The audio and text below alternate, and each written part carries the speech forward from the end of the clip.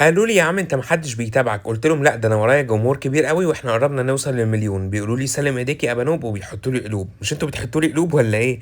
النهارده بقى عملت لكم شوية شاورما مصري زي بتاعة مصر الجديدة، لأ وأحلى كمان يا جماعة.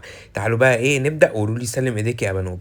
أول حاجة باجيب كده لحمة وباقطّعها، هي اللحمة دي من وِش الفخدة. بعد كده باعمل لها تتبيلة بقى إيه، حلوة وجميلة. باحُط بقى عليها معلقة حلوة كده من الطحينة وكمان شوية من مَيّة البصل وننزل بقى بكوباية من الزبادي وشوية بقى من الخل، شوية توابل، عندي ملح وفلفل أسود و7 بهارات، لو عندكيش 7 بهارات حطي توابل لحمة.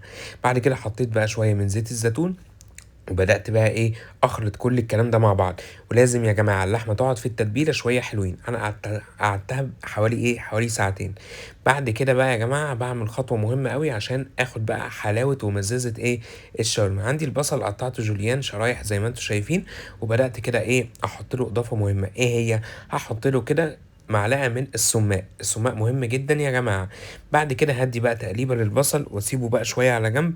وفي ناس كمان بتحط مع السُمّاق كده إيه، شوية من الخل زي ما أنتم عاوزين. بعد كده عندي الطاسة بتاعتي تكون سخنة جدًا، جدًا، جدًا، جدًا، جدًا، فوق ما تتخيلوا. وبعد كده أبدأ أنزل باللحمة حتت كده إيه صغيرة. لو أنتِ بقى مش مستعجلة ممكن بقى تعملي إيه، اللحمة على كذا مرّة. لكن لو مستعجلة حطي كده اللحمة تاخد بس من السخونة بتاعة الطاسة وكمّلي بقى إيه، باقي اللحمة. هتبدأ تنزّل معاكِ شوية مَيّة صغيرين أوي طالما الطاسة سخنة معاكِ، مش هتنزّل مَيّة كتيرة أوي، تمام، خلّي بالِك.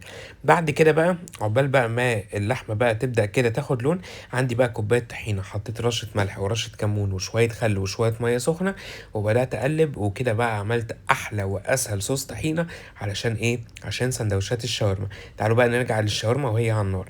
الشاورما بتاعتنا واللحمة بُصّوا يا جماعة نزّلت مَيّة خفيف أوي في الأول ويعني إيه شربتها، تمام.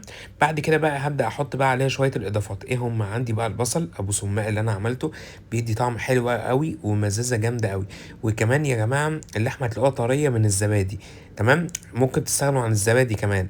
بعد كده بعد ما البصل بقى بدأ إيه يتشوّح كده ويدبل خالص معايا، هابدأ أحط إيه الطماطم. وحاجة مهمة جدًا إن الشاورما بتاعتنا يا جماعة لازم إيه أحس كده بطعم الخضار وهو بيقرقش، هو البصل والطماطم.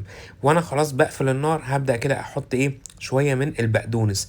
مهمة جدًا أول ما أحط البقدونس أقفل النار. بس كده؟ آه بس كده. ممكن أحط فحماية؟ ممكن أحط فحماية. هاسألكم سؤال بقى أشوفكم مركزين والّا لأ. أنا حطيت حاجة علشان اللحمة تبقى طرية وحلوة وjuicy. حطيت إيه في الخلطة؟ لو فاكرين اكتبوا لي في الكومنتات.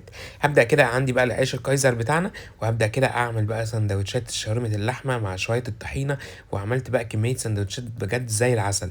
على فكرة كل اللي داقها استغربوا من الطعم، هم فكروا اللي أنا إيه جايبها من برّه، بس إيه يعني هاوريهم بقى الفيديو أقول لهم لأ ده أنا عملت كل الكلام ده إيه ما خدش أي وقت خالص معاكِ. وكمان دي أكلات للصيف. عايز أقول لكم النهارده عملت الشاورما، يا رب تكون عجبتكم وألف مبروك لكل حبايبنا اللي في الثانوية العامة. كان معاكم أبانوب.